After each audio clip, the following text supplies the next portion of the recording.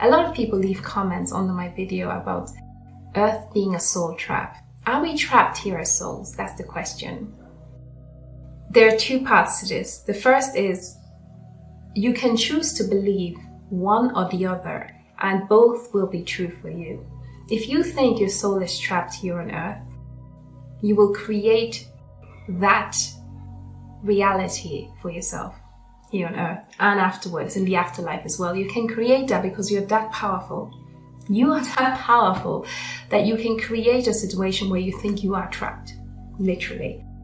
The second part is that you understand that you are a powerful spiritual being and that only a small essence of who you really are, which is you are a soul, you are a speck of God, you're a grand being.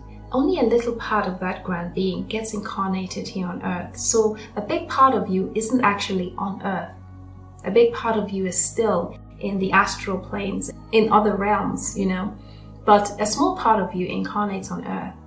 Let's not talk about parallel universes because that's already going way beyond what the mind can even comprehend. But again, this is something that Lars Cannon and many others are finding out as well, that actually, apart from this reality, there are many other realities where your being, your essence is also. That is mind-boggling in itself. However, are we trapped here? So like I said, there are two situations which you can choose to believe. The first is you are trapped, in which case you create that reality for yourself in this life and in the afterlife.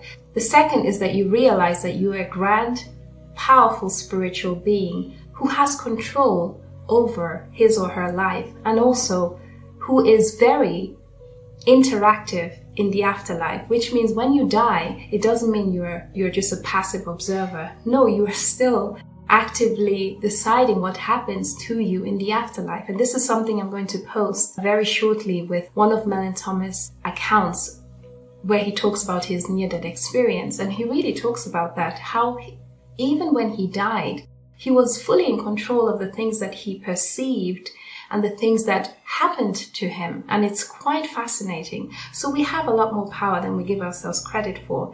So in short, no, our souls are not trapped when we come to Earth. Actually, it's the opposite.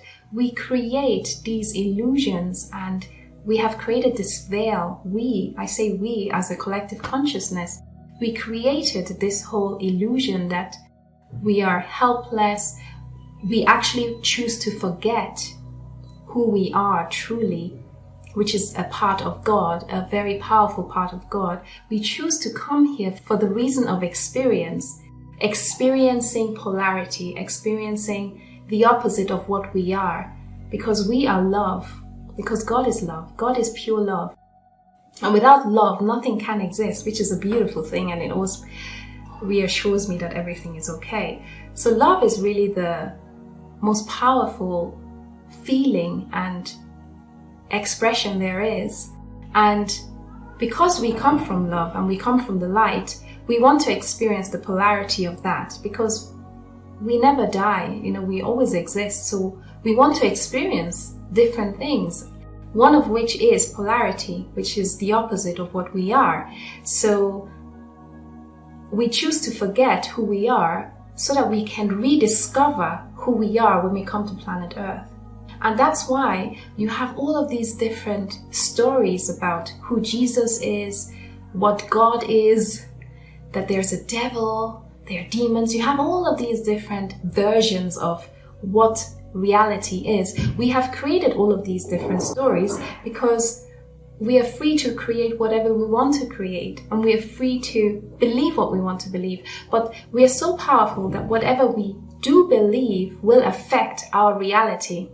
So if in our reality we want there to be a devil and demons, and we want a higher power to tell us what to do, then that is the reality we will create for ourselves, even though you're not consciously aware of it. So it's very important to understand that you are the creator, you're the master of your reality. And this is something that we are not taught as children. And there's nothing wrong with that, because again, it's a choice that we have chosen before we even incarnated on earth. This is something we want. We don't want to remember because we want to be fully immersed in this illusion. This is what we want. We want that. First, we want to get lost as souls, get lost in all of the muddiness and forgetfulness of earth life, and then we want to rediscover ourselves. So the journey we are taking is a journey of rediscovering who we truly are, which is quite beautiful. But at the same time, if you think about it, with our limited mind, frustrating as well. Sometimes I think, oh wow, we really choose to do all that just for the experience of being different from what we are, and all of the pain and hurt that we go through. But that is looking at it from a limited mind point of view. Because if you look at it from the soul's perspective, it is totally worth it for the soul, because there's so much growth and learning and vibrancy that can be attained from this journey that we go through as human beings. So there's nothing wrong with this journey. And it's a beautiful journey because we all are part of a huge tapestry. And everybody's life and experience is a thread in that tapestry. And we're creating this beautiful picture, which is part of the development or the evolution of God, him or herself. We are adding to the experience of the Godhead, which we are all a part of. This is the beautiful journey that we are on. So again, just to summarize, we are the creators of our reality, and there is no soul trap. There is only your own creation. Whatever you choose to believe is what you create for yourself. So empower yourself and realize you're not a victim. Nobody has forced you to come to planet Earth. You yourself have chosen to come here to experience what you're experiencing right now. And there is something you want to achieve in this life, whatever lesson you want to learn. So get quiet.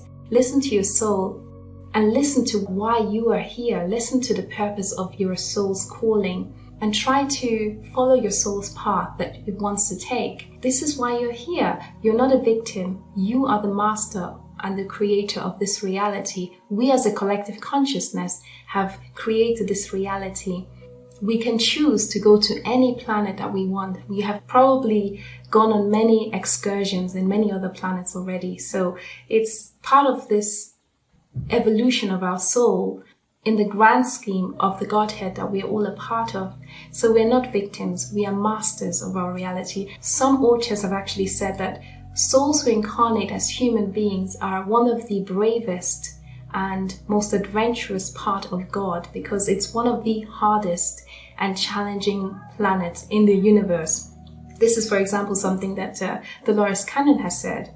She said that if you incarnate here, you are a brave soul. This is another thing that Pamela Kripper has found out as well, who channels Yeshua.